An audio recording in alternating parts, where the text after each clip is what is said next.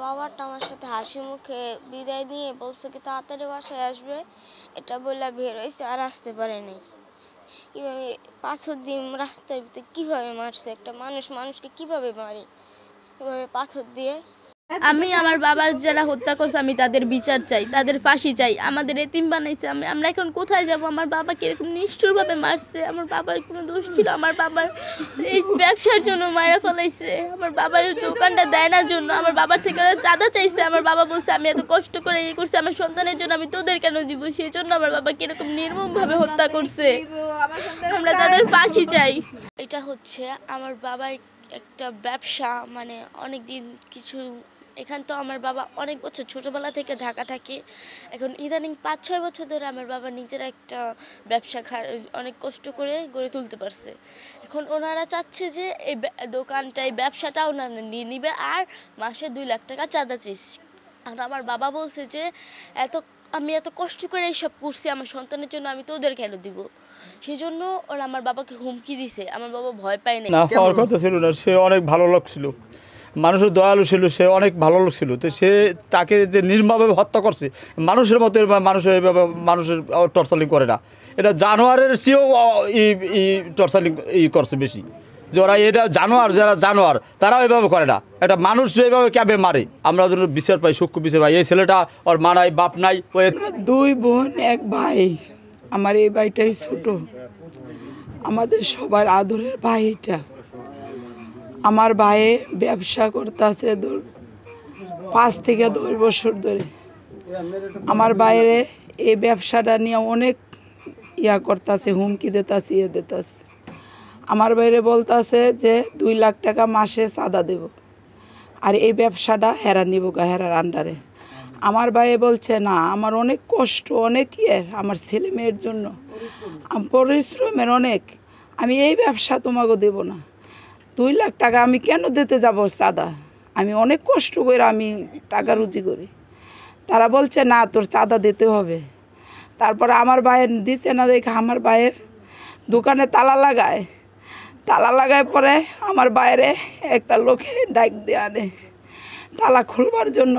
তখন আমার ভাইয়ে তালা খোলার পরে আমার বাইরে এখান থেকে মারতে মিটপুর 3 নম্বর ঘেড়ে নিয়ে মাইরা তারপরে ছাইরা দেয়। তারপরে আমার ভাইয়ে আসতে পারে না, আমার ভাইয়ে অনেক কষ্ট করে উঠছে, উঠতে আসা। তারপরে হেন থেকে হেরা দৌড়াইয়া আবার গেটের ভিতরে নিয়ে আমার ভাইয়েরে পাথর দিয়ে আমার ভাইয়েরে নির্মমভাবে হত্যা করছে। আমার বাইরে অলঙ্গ কইরা বুকের উপরে পাড়া দিয়া যাতাম, বুকের উপরে অনেক অত্যাচার করছে। আমার ভাইয়ের হত্যার বিচার চাই, ফাঁসি চাই। আমার ভাইয়ের যারা এমন নির্মমভাবে হত্যা করছে, আমার ভাই আমার ছোট 2টা ভাস্তি এতেম করছে, তারা আমি হত্যার বিচার চাই, ফাঁসি চাই। বলো পাথর মারিয়ে মারছে মাথারে, ওরে বাবার শোক করছে রে। বাংলাদেশের শক্তিশালী থার্মিক স্টিল বার ফেমাস স্টিল লিমিটেড। প্রথমে মামলা হচ্ছে যে বুধবার যখন এই ঘটনাটা ঘটে, আমরা সন্ধ্যার পরে এটা শুনতে পাওয়ার পরে আমরা রাত্রে 11:30টার দিকে রওনা দিই। তো 3:30টার মধ্যে আমরা ঢাকায় পৌঁছাই, কোতোয়ালি থানায় পৌঁছানোর পর তখনও মামলা নেয়নি, মামলা হয়নি। তো আমার মা যে আমার মামার যে ভিকটিম, মানে নিহত যে তার বড় বোন, তিনি বাদী হয়ে একটা মামলা করে। যে মামলাটা যখন লেখানোর পরে ওনারা ঠিকঠাক মতোই লেখার পরে 17, 18, 19 এই 3 নাম্বার আসামি ঠিক ছিল। এবং সেটা আমাকে ওইখানের ওসি মনিরুজ্জামান মনির, উনি আমাকে বলে কি তুমি এটা পড়ো। তো আমাকে বলতেছে, একটা কলম দিছে হাতে, বলছে যে তুমি যখন যেখানে মানে গ্যাপ যেটা লাগবে, এখানে তোমার একটা মনে হচ্ছে তথ্য লাগবে, তুমি নিজে থেকে এখানে লিখবে, তারপর আমরা সেটা সংশোধন করব। তো আমি ওটা কি করছি, আমি একটু এখানে চালাকি করছি যে আমি ওই কপিটারে আমার এই ফোনে ক্যাপচার করছি। তো করার পরে আমি এটা পড়ার পরে তো এখানে বলছি, আমি এবার তাকে প্রশ্ন করছি যে ওই যখন আমার মামাকে মারা হয়েছে তখন তো অস্ত্র ছিল প্রত্যেকের হাতে, এবং অস্ত্র দিয়েও আমার মামাকে আঘাত করা হয়েছে, সেটা কেন লিখলেন না আপনারা, এখানে কেন উল্লেখ করলেন না? তো বলছে যে ঠিক আছে, আমরা আবার এটাকে আবার এটা করবো, মানে সংশোধন করার কথা বলার পরে আমি বলছি আচ্ছা ঠিক আছে তাহলে করেন। তো এটা কি করছে, ওনারা আগেই ওটা সংশোধন করে রাখছিল, মানে ওনাদের নিজেদের মতো। তো আমার মা যে প্রথম যে কপিটা ছিল ওইটা তার সিগনেচার দিতে হতো, যেহেতু বাদী সে, তো সিগনেচারটা ওইটা না নিয়ে এসে তারা যে নিজেদের মতো যে সাজানো হয়েছে, ওই 3টা আসামি, মানে ওই যে 17, 18, 19 নাম্বার যে আসামি, প্রথম যে কপিটা ছিল ওটা ঠিকঠাক ছিল, দ্বিতীয়বার যেটা কপি করা হয়েছে, দ্বিতীয়বার যেটা রেডি করা হয়েছে, ওটা 3টা আসামির নাম কেটে দেওয়া হয়েছে, এবং অন্য যারা এটার সাথে সম্পৃক্তই না তাদের নাম এটা জড়ানো হয়েছে। আর আমার মায়ের ওইখানে আমার মা না বুঝে ওখানে সিগনেচারটা করে, এবং যারা মূল হোতা, মানে মূল আসামি যারা এই ঘটনার সাথে যারা সম্পৃক্ত আছে একদম সরাসরি, তাদেরকে না দিয়ে যারা জানেই না কিছু তাদেরকে এটা দেওয়া হয়েছে। হ্যাঁ, এবং মামলাটা অনেক হালকা করানোর চেষ্টা হচ্ছে, এই জন্য আমার মা আজকে ঢাকায়, উনি বাদী এবং মামলা নিতে চাচ্ছিল না। পরে আমার মা বাদী, উনি আজকে সকালে ঢাকায় চলে গেছে এই মামলার কারণে, যে অনেক ঝামেলা করতেছে ওনারা, যে আপনার 54 মামলা হয়ে, হ্যাঁ 54 নাকি মামলা হয়ে যাবে, তো আসামি ছাড়া পেয়ে যাবে, চালান করে দিবে, আসামি ছাড়া পেয়ে যাবে, এই বিভিন্ন রকমের কথা শুরু করছে। মানে তারা মূলত, আমি জানি না কি জন্য বলতেছে।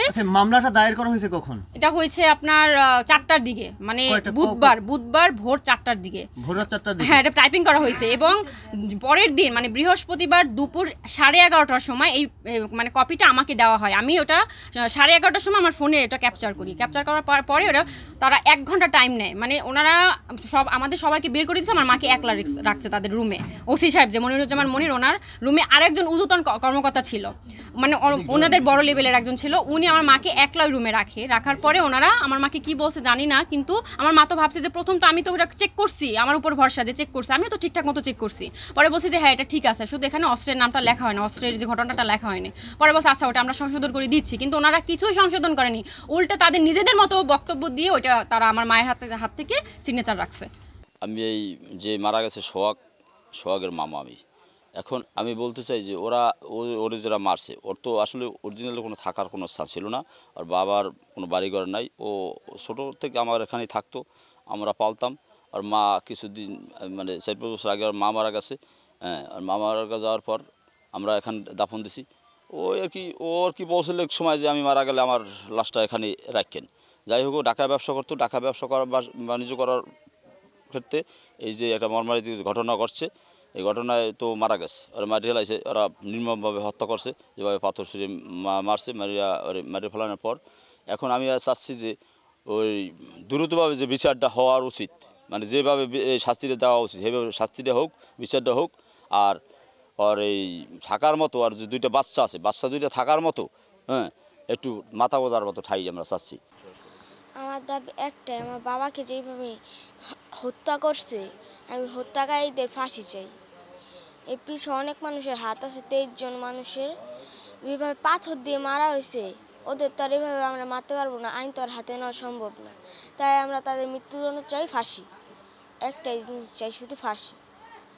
আইনের কাছে এটা আমাদের রিকোয়েস্ট থাকবে যে যারা আমার বাবাকে হত্যা করছে তাদের যদি ফাঁসি দেয়। দেশবাসী, এই যে মর্মান্তিক নিহতের কথা আপনারা দেখেছেন, আসলে যেটা ভাষায় বর্ণনা করার মতো কোনো কিছু নেই। আরও মর্মান্তিক হচ্ছে এই লোকের নিজস্ব কোনো বাড়িঘর নেই, উনি নানা বাড়িতে থাকতেন। যে নিহত হয়েছেন তার একটা ছেলে একটা মেয়ে, এখন কোথায় আশ্রয় নেবে? ছোট্ট ব্যবসা করতেন, মোটামুটি স্বাবলম্বী হয়ে উঠেছিলেন। তো আমরা এই ঘটনার জন্য ইসলামী আন্দোলন বাংলাদেশ সর্বোচ্চ শাস্তি দাবি করছে, এবং এই শাস্তিগুলো প্রকাশ্য হওয়া উচিত, রাস্তায় সবার সামনে, যেন মানুষ এদের শিক্ষা নেয়। বরগুনার আগে তোফাজ্জল নিহত হয়েছে, একটার পর একটা নিহত হয়েই যাচ্ছে। আমরা একদিন মিছিল মিটিং করে শেষ হয়ে যাই, কিন্তু এদের বিচারের আসলে আমরা কিছু দেখতে পাচ্ছি না। এই জন্য আমরা চাই এই ঘটনার সুষ্ঠু তদন্ত করে যারা ভুক্তভোগী প্রত্যেককে, এবং যে দলের সাথে যুক্ত সে দলের আমরা বিচার চাই, দলেরও কঠিন বিচার চাই। যদি আওয়ামী লীগের বিচার হতে পারে অপরাধের কারণে, তাহলে যে দলই করেছে সেই দল নিষিদ্ধ চাই বাংলাদেশে আমরা। আর চাঁদাবাজি বন্ধ চাই। ইসলামী আন্দোলন বাংলাদেশ আমরা মিছিল, আজকে বিক্ষোভ মিছিল রয়েছে, আমরা এর বিরুদ্ধে বিচার হওয়ার আগ পর্যন্ত লাগাতার প্রোগ্রাম চালিয়ে যাব ইনশাআল্লাহ। এবং আমরা চাই যে এই পরিবারটির মাথা গোঁজা যেন ব্যবস্থা হয়। আমরা সেই চেষ্টা করছি। আমি জেলা প্রশাসক মহোদয় সহ সবার সাথে সবাইকে বলবো জানাবো যে এই পরিবারটির জন্য একটা আশ্রয়ের জায়গা, দুইটা ছেলে একটা মেয়ে এতিম হয়েছে, ওদের থাকার মতো কোনো জায়গা নেই, ওদের জন্য একটু থাকার মতো মাথা গোজার মতো ঠাঁই করে দেয় যারা বরগুনা সচ্ছল, তারা যেন সেই কাজটা সবাই করে। আল্লাহ তৌফিক দান করুন।